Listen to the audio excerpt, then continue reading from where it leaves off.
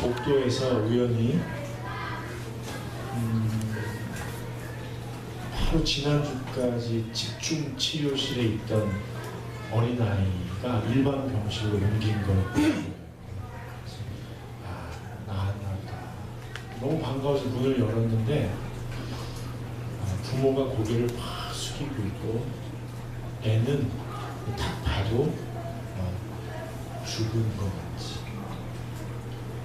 어떻게 된 거냐고 물어보니까 의사 선생님이 사망 선고를 내리셨고 또 부모도 이제 치료를 포기한다는 그 서류에 사인을 하는 거예요. 아이는 이제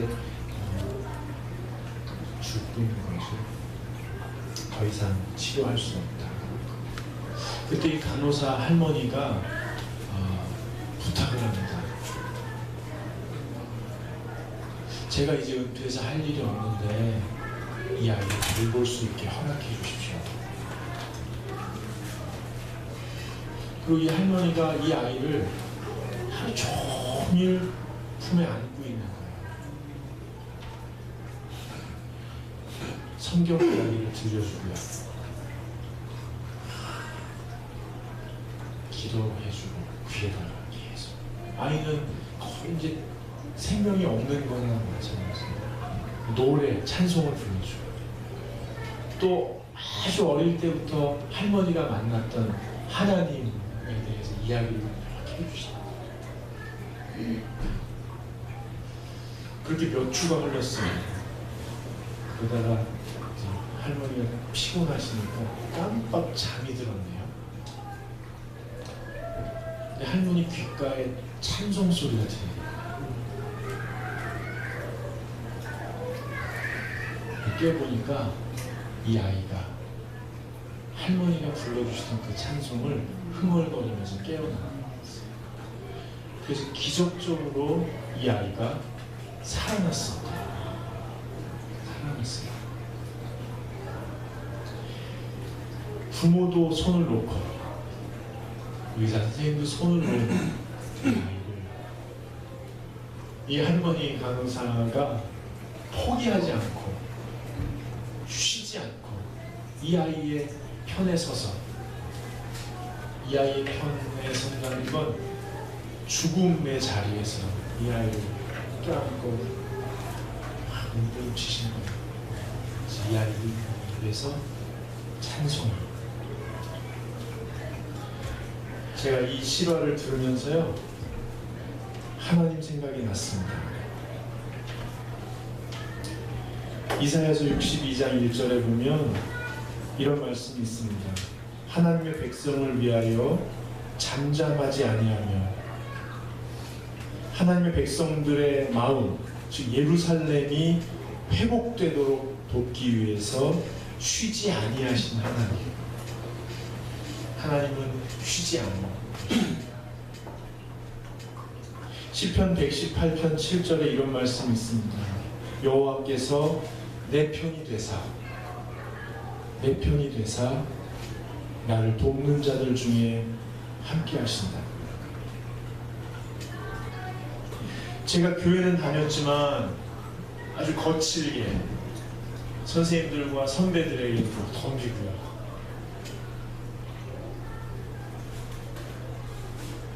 그러다가 예수님을 인격적으로 제가 영접하게 됐습니다. 청년 때죠. 예수님이 나를 포기하지 않고 내 편 들어주시고 교회에서는 쟤 왜 저러냐 왜 저런 애가 있냐 근데 예수님은 내 편 들어주시고 나를 포기하지 않고 나를 품에 안으시고 나를 돌봐주시는 거죠. 예수님을 내가 영접했을 때 나는 내가 변하는지 모릅니다. 왜냐하면 생명이 있는 나무는요 아마 자기 잎이 이렇게 푸른지 모를 수도 있겠다 싶어요. 그냥 자연스러우니까. 예수님을 영접한 그리스도인들은요 자기가 변화하는 걸 잘 모릅니다. 그냥 생명의 자연스러운 열매니까요. 근데 제 친구 중에 한 명이 저한테 그런 얘기를 한 기억이 있습니다. 나는 네가 예수님을 영접한 그 즈음을 알 수 있었는데 어떻게 알았냐면, 제가요 혼자 있을 때 교회에서 무슨 이렇게 일을 하거나 청소를 하다가 혼자 있을 때 제가 찬송을 흥얼거리더래요. 너무 신기했다는 거예요. 용재가 찬송을 흥얼거려? 저는 제 안에 주님이 들어오신 줄 몰랐어요. 그냥 들어오세요 그랬죠. 제 힘으로 못 살겠어요. 저 좀 책임져 주세요 그랬죠. 그리고 제가 변화되는지 몰랐어요. 근데 제 입에서 찬송이 그렇게 흘러나왔다는 거예요. 죽었던 사람이 영이 깨어나서 주님을 노래할 수 있도록 주님이 만드신 것, 내 편 들어주시고 나를 포기하지 않고 쉬지 아니하시는 주님. 그 주님이 왜 나를 포기하지 않으실까요?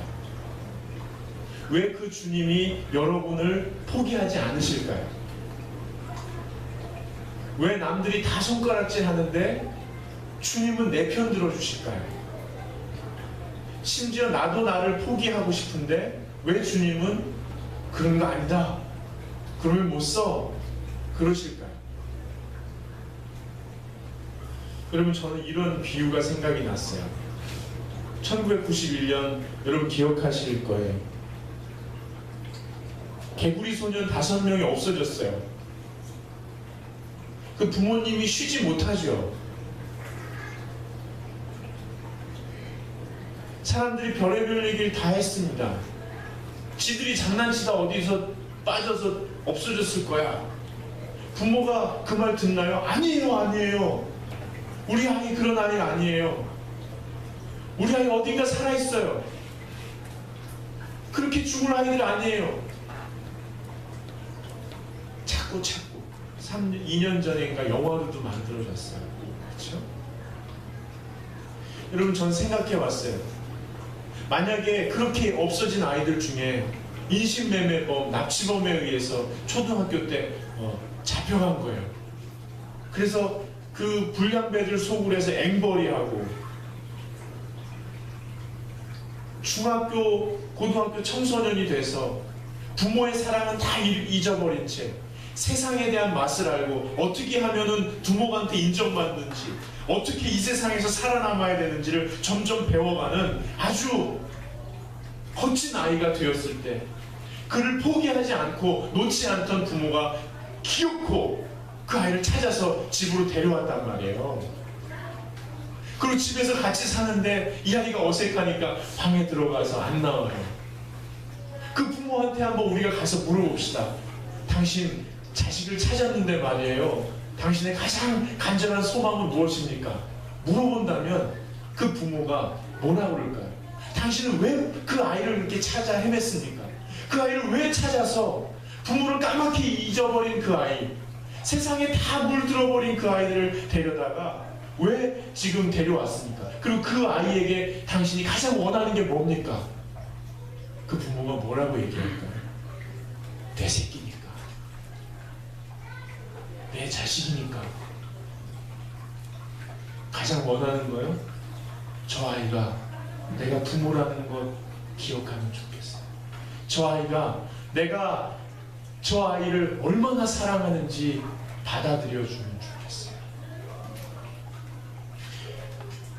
그러지 않겠습니까? 여러분, 우리 하나님의 마음이 그렇습니다. 오늘 본문에 보면 예수님이 이 땅에 오셨는데요, 사람들이 예수님을 영접하지 않는데요. 무슨 말이냐면, 내가 오늘 집에 갔는데 가족들이 나보고 아저씨 누구세요? 나가세요. 이러는 거예요. 제가 다음 주에 여기 출근했는데 우리 동역자들이 아저씨 누구세요? 절로 가세요.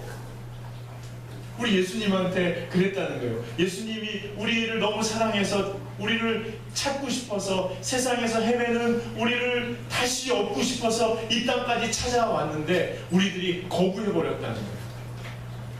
그래서 예수님이 우리의 무지와 죄를 지고 십자가에 달려서 우리 죄를 싹 깨끗하게 해주셨다는 거예요. 죄로 인한 장벽을 다 허물어뜨리셨다는 거예요. 그럼 언제든지 오라고요. 다시 오라고요. 왜요?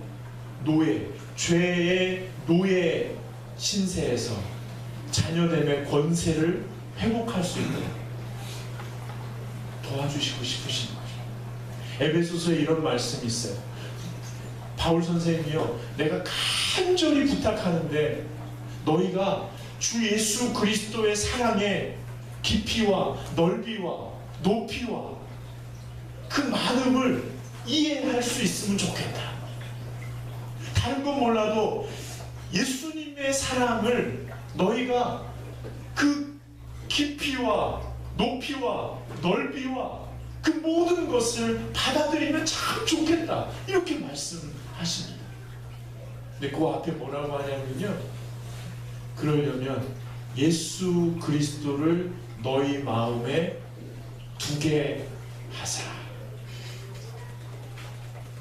예수 그리스도를 너희 마음에 계시게 해서 너희가 그 사랑을 다 체험하고 느끼고 받아들이며 살았으면 좋겠다.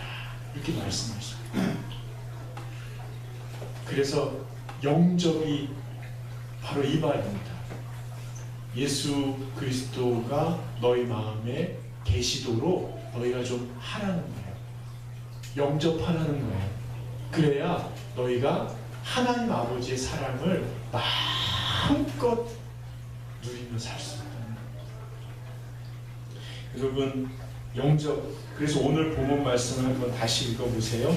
요한복음 1장 12절 말씀입니다. 요한복음 1장 12절 말씀을 같이 읽어보겠습니다. 영접하는 자, 곧 그 이름을 믿는 자들에게는 하나님의 자녀라는 권세를 주셨으니. 아멘. 여러분, 영접하면 자녀됨의 권세를 주신다는 거예요.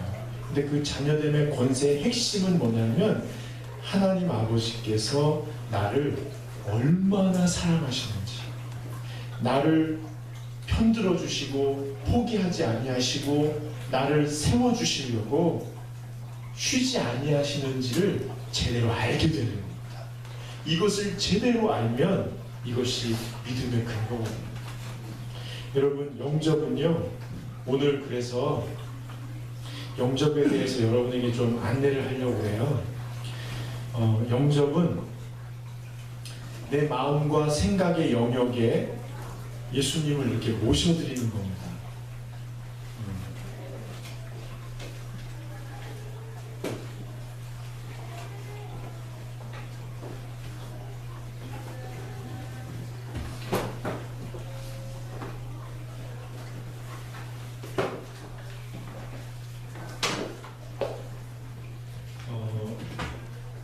여러분, 이렇게 내 마음과 생각의 영역이 있습니다.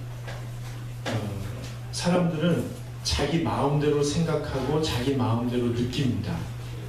여러분 중에 생각하고 느낄 때 어떤 누구의 허락을 받지는 않을 겁니다.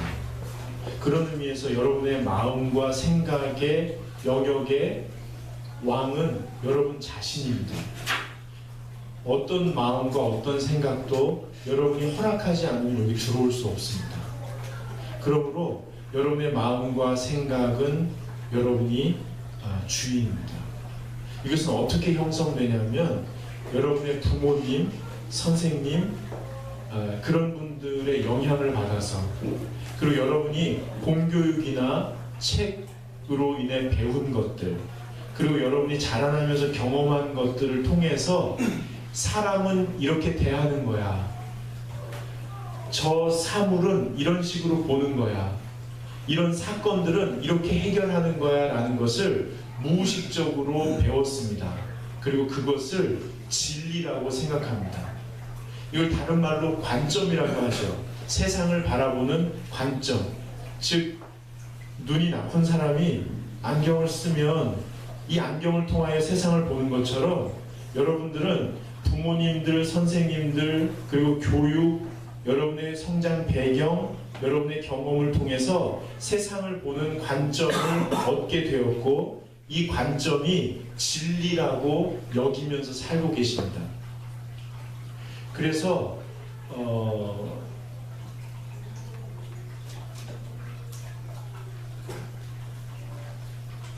이것이 진리이고 이것은 온전한 세상이라고 여기며 다스리는 왕처럼 여러분이 여러분 마음속에 왕으로 앉아 계십니다.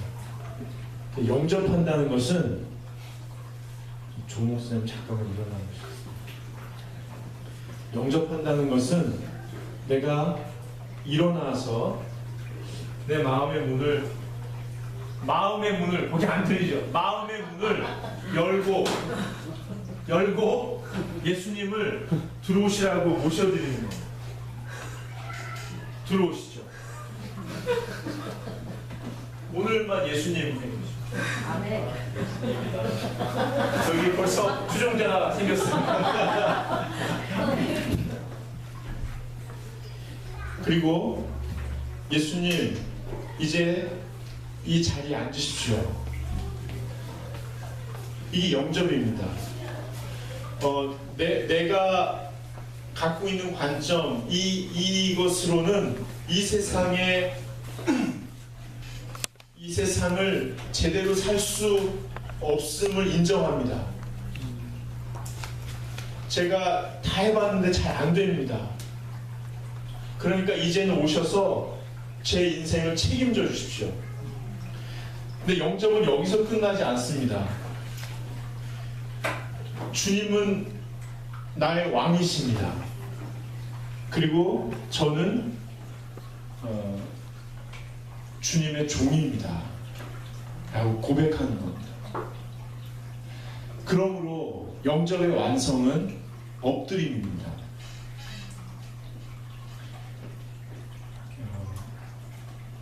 이렇게 엎드리는 거죠.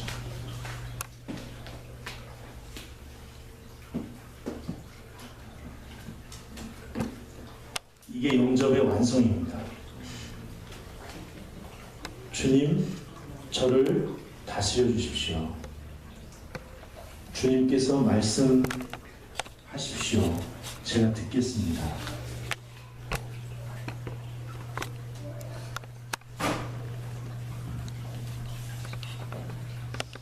근데 제가 보니까요, 신앙생활 하다 보면 교회 생활에 익숙해지고 개신교 종교 활동에 익숙해지면서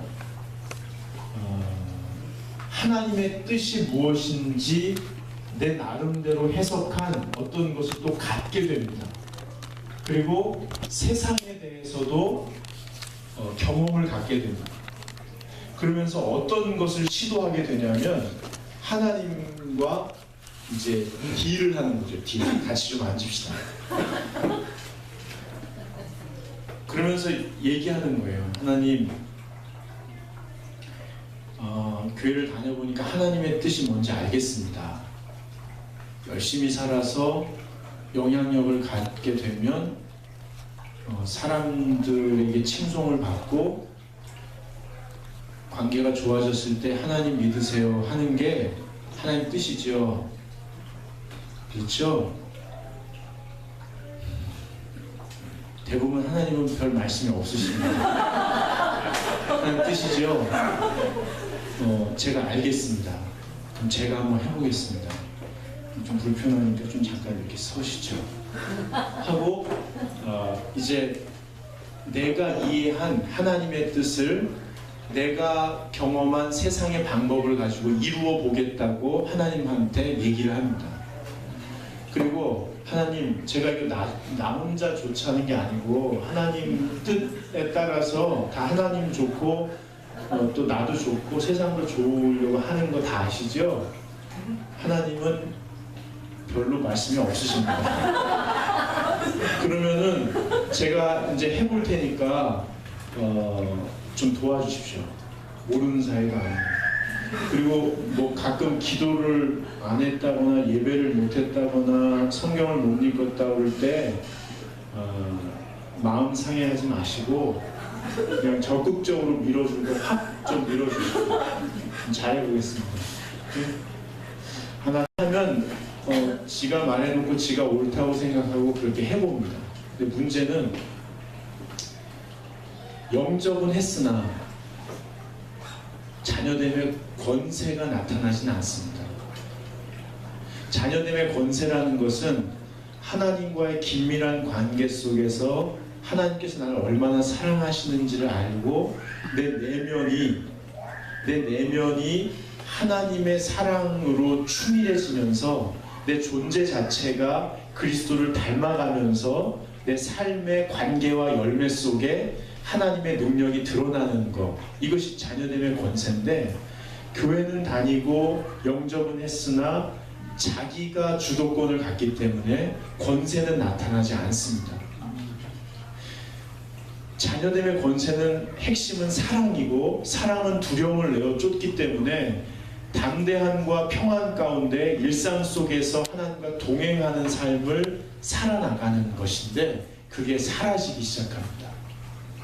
영적으로 깨어있다는 것은 다른 것이 아니고요. 기독교인들이 말하는 영적으로 깨어있다는 것은 하나님과 나와의 관계에 대해서 자기가 객관적으로 알고 있는 겁니다. 내가 하나님을 좀 이렇게 대하고 있는지, 아니면 이렇게 대하고 있는지, 아니면 이렇게 대하고 있는지 를 아는 것입니다. 여러분, 제가 볼 때는요, 영접은 단회적인 사건이 아닙니다. 청소년기에 감성적으로 내가 예수를 믿습니다 라고 울면서 한번 고백했다고 그것이 계약관계가 성립되어서 그 효력이 지속되는 게 아니고, 사실은 날마다 내가 주님 앞에 이렇게 엎드려 있는 것, 그래서 주님의 사랑을 충분히 맛보고 있는 것, 이것이 평생 지속적으로 깊어져 가는 과정, 이것을 성경이 말하는 영접이라고 볼 수 있습니다. 그래서 많은 그리스도인들이 영접했지만 주님의 권세를 인정하지 않기 때문에 무슨 고민을 하게 되냐면, 권세가 드러나지 않으니까 권세가 뭐라 그러죠? 그 사랑을 맛보지 못하니까 이런 고민을 합니다. 내가 그리스도인이 맞나? 내가 교인이 맞나? 내가 천국 가는 게 맞나? 이런 고민을 하게 됩니다. 저는 이런 고민은 좋다고 봅니다. 왜냐하면 자기의 관계성을 자기의 영혼이 느끼기 때문이죠. 그것조차 느끼지 못한다면 아마 영이 가물가물하는 거예요. 근데 내가 교인이 맞나? 내가 천국에 갈 수 있나? 내가 요즘 왜 이러지? 라고 느끼는 것은 이런 왜곡된 영적인 태도로 인해서 자기 영혼이 아파하는 것을 자기가 경험하기 때문입니다. 그래서 저는 아픔이 소망이라고 보이는 것이죠. 자, 그렇다면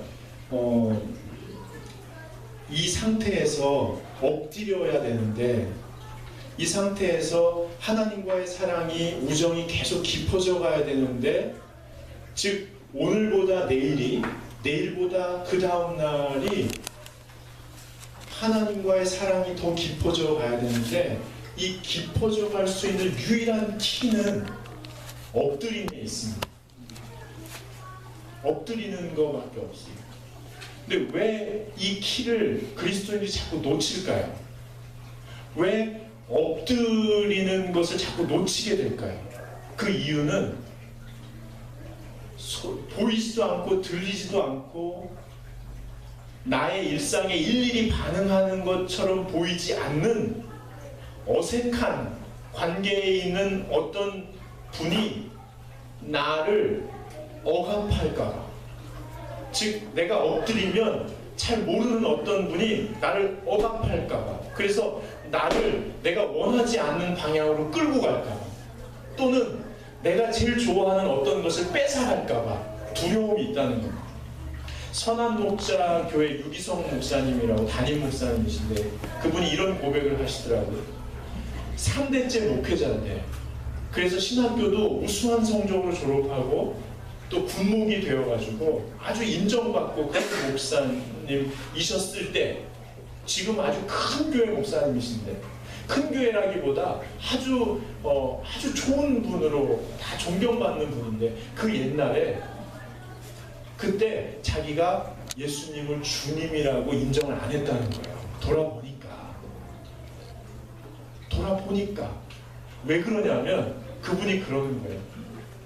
혹시 진짜 주님으로 인정하면 자기 할아버지 아버지 때 아버지 할아버지 가족들을 고생시켰던 그 하나님이 개척교회 때 고생시켰던 하나님이 나도 고생시켜서 맨 평생 굶다가 죽게 하면 어떡하나 이런 두려움이 있어요. 그래서 하나님을 주인으로 모시지 못하겠다. 근데 그게 그 목사님만의 고민은 아닐 겁니다. 저도 마찬가지입니다. 진짜로 제가 목회자로서 전에 교회에 있을 때나 지금이나 제 마음속에 늘 한 가지 꼭 걸리는 낚싯바늘 같은 게 있습니다. 그게 뭐냐면 내가 하나님에 대해서 인정하는데 2% 부족하다. 단 2%만 부족하다는 게 아니고요.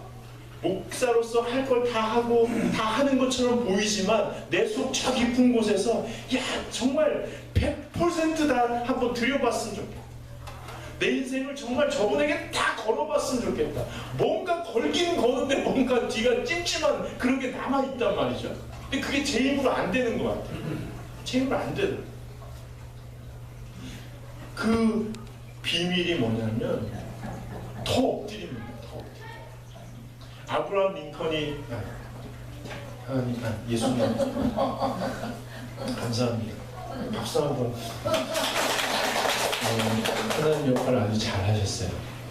그래서 하나도 없이 고맙습니다. 아브라함 링컨이 제가 알기로는 초등학교 1학년까지만 마쳤습니다. 근데 그가 세계 명작을 다 이뤘다고 해요. 공부하는 마음으로. 그리고 자기가 공교육을 받지 못했기 때문에 모든 사람을 스승으로 모신 거예요. 모든 사람을. 그분은 자기 정체성을 뭐라고 하냐면 나는 항상 배우는 사람입니다. 항상 배우는 사람입니다. 그래서 자기가 누구한테나 배우려면 그냥 뭐 좀 가르쳐 주세요 하면 안 된다는 거예요. 뭐 3단계가 있대. 3단계. 그게 뭐냐면 첫째로 미소래요. 미소. 이렇게 사람을 누구나 대할 때 어린아이든 어른이든 관계없이 누구나 대할 때 근데 너무 웃으면 비웃는 줄 안대요. 너무 막 웃잖아요. 그럼 비웃는 줄 안대요. 그래서 미소가 중요하죠. 자연스러운 미소.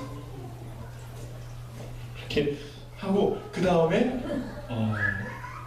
존중이래요. 존중. 어린아이든 어른이든 뭐 많이 배운 사람이든 못 배운 사람이든 이 사람을 존중하는 마음으로 다가서야 된다. 그리고 감사. 미소, 존중, 감사. 이 세 가지를 가져야만 그 사람한테 배울 수 있었대요. 근데 자기가 그 사람한테 배우려면 늘 마음의 머리를 이렇게 숙여야 된다는 거예요. 근데 그 전에 마음을 열고 고개를 숙이고 그러면 배울 수 있다는 거예요. 근데 그렇게 평생을 살다 보니까 자기는 모든 사람 앞에서 모든 상황에 엎드리고 감사하며 배웠는데 자기 주변이 변화되더라고요. 정치할 때도 그랬대요. 자기는 어떻게든 다른 정당이라도 숙이고 배우려고 했는데 같이 다 변하더라는 거예요. 여러분 이게 참된 능력이죠.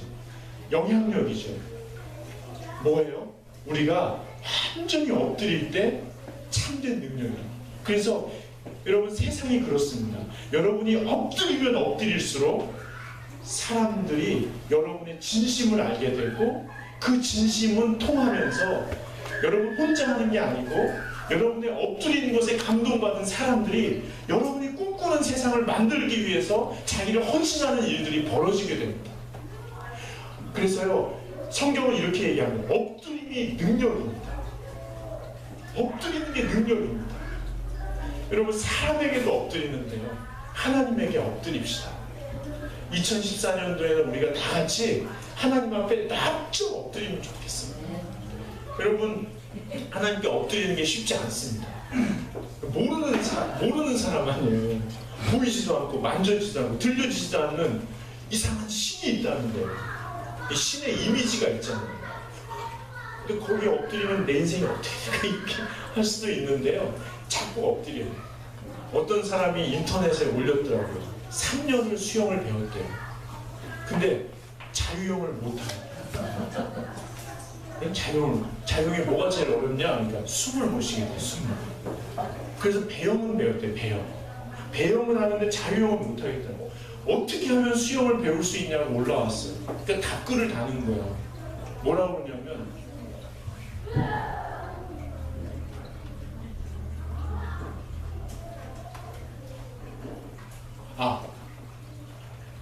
힘을 빼세요. 힘을 빼세요. 그러니까 그 사람이 답글을 다 어떻게 빼요? 힘을 빼세요 했던 사람이 답글을 못 다는 거예요. 어떻게 빼지? 그러니까 또 어떤 사람이 몸을 물에 맡기세요. 어떻게 맡겨요? 그래서 계속 그런 글들이 막 뱅뱅뱅 돈 거예요. 마지막에 제 그 글에 감동이 됐어요. 우리가 친해지세요. 어떻게 친해지요? 그러니까 그 사람은 답글을 달았대요. 들어가세요. 그냥 뛰어드세요. 무서우면 또 나왔다가 다시 들어가세요. 또 들어가세요. 그럼 친해진다는 거예요. 어느 순간 친해진다는 거예요. 그러면 힘이 빠진대요. 이제 친해지니까 힘이 빠지, 긴장이 풀리고 몸에 맡길 수 있다는 거예요. 저는 예배가 물인 것 같아요. 여기 교회 처음 나오신 분들, 우리 하지순 씨도 이 물에 들어오는 것 같았을 거예요. 안 들어가면 막 한다니까 막 애들 뜨거운 물에 들어가는 것처럼 자꾸 오는 거예요. 자꾸 튀어드는 거예요. 그러면 물이 그하고 친해지는 거죠. 여러분, 그래서 우리 2014년도에는 예배 꼭 왔으면 좋겠어요. 예배 와가지고 같이 예배하고, 집에서 혼자서도 말씀 읽고, 집에서 또 비계에다 머리 쳐박고 또 기도하고, 그러면서 친해지면 좋겠어요. 그래서 힘도 좀 빠지고 좀 하나님하고 좀 친해지고 그러면 좋겠어요.